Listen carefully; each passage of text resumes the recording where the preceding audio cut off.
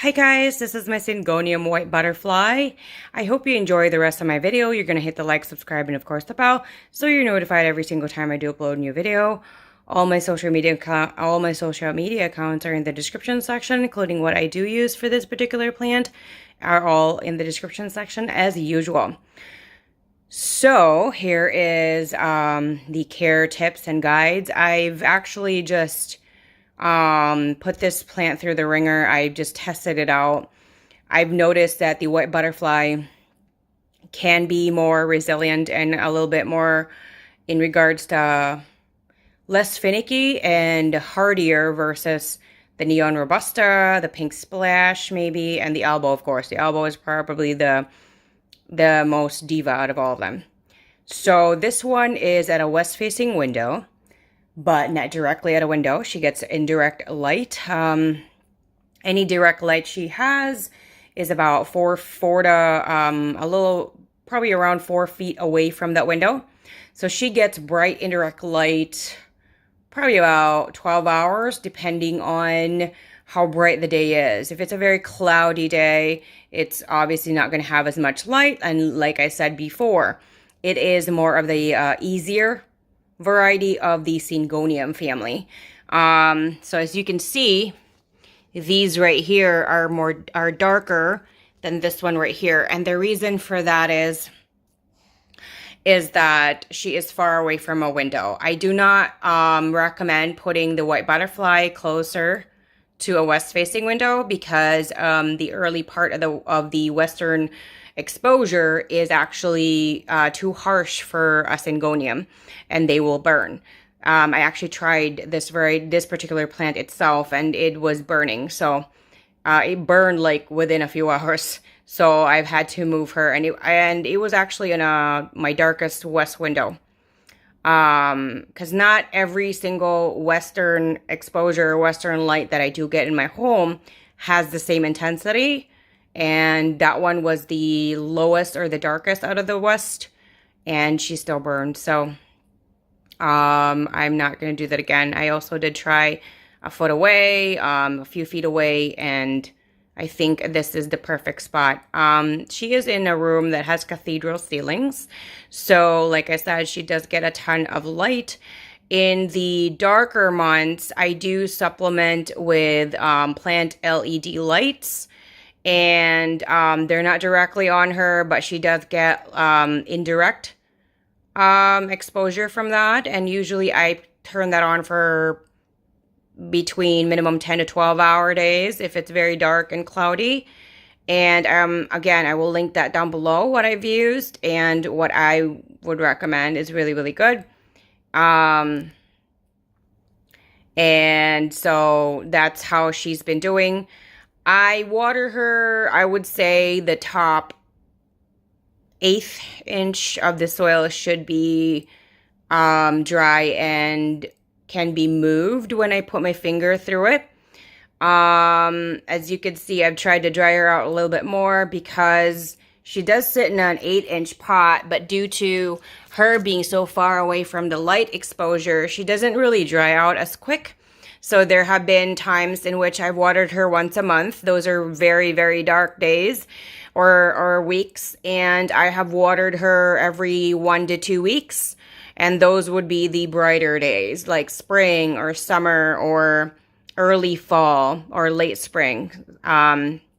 So that's just what I do. I do not provide extra humidity, and there is no extra humidifier in this particular room that she has. She, again, when she gets watered at a certain time, whenever the top 1/8 of the soil is dry, the type of soil that I do use is an all-purpose potting soil. I do not recommend Miracle Grow because it retains too much moisture, and they don't really, there's always like a lot of like pest larvae in them. Some people have gotten really upset with me for sharing my experience, but I just don't want other people to experience what I experienced. So if you've been great with Miracle Grow, that's good for you, but it's not really the majority, and a lot of people don't really know that. So I don't want anybody to go through the nightmare I went through. In regards to fertilizer, that will be down in the description section and what I use. I do use a all-purpose fertilizer, so because I have so many different kinds of plants, so I don't have to have like a dozen different kinds of fertilizers to fertilize my plants. And if you are a beginner plant parent, I would say the Syngonium white butterfly is definitely a great contender, because they're very easy. They're also one of the easier varieties versus the other varieties of Syngoniums. In different parts of the world, this is called an arrow plant. In Australia, this is called a butterfly plant. In the Philippines, I was told this is called an arrowhead plant because of the shape. So this is what she looks like, and there she goes. This is a newer leaf right here, which I will show you, and she's also glossy. So there she is. Again, very, very easy to care for.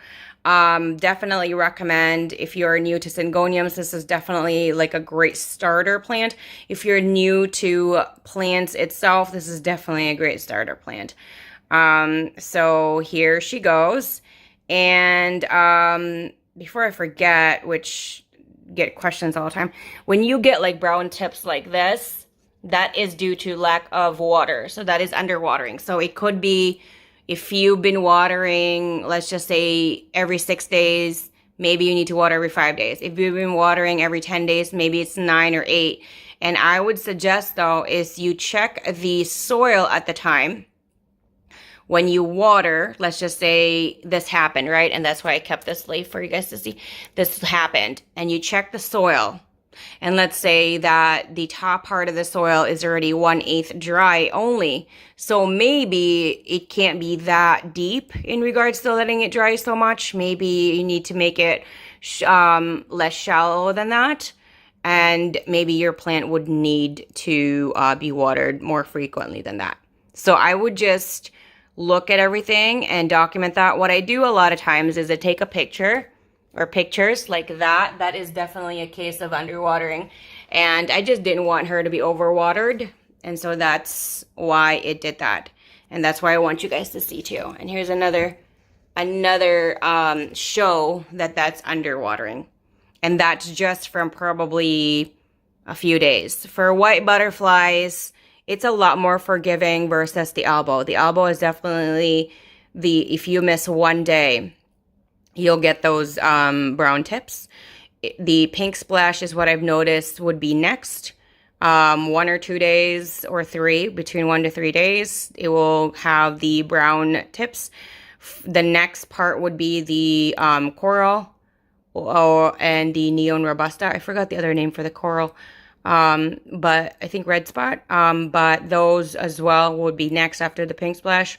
I would say 2 to 4 days, and the rest can be like 2 to 5 days or 3 to 5 days. That's when they pop up the dry spots. I mean, the dry tips. So when you see that, you just got to adjust it.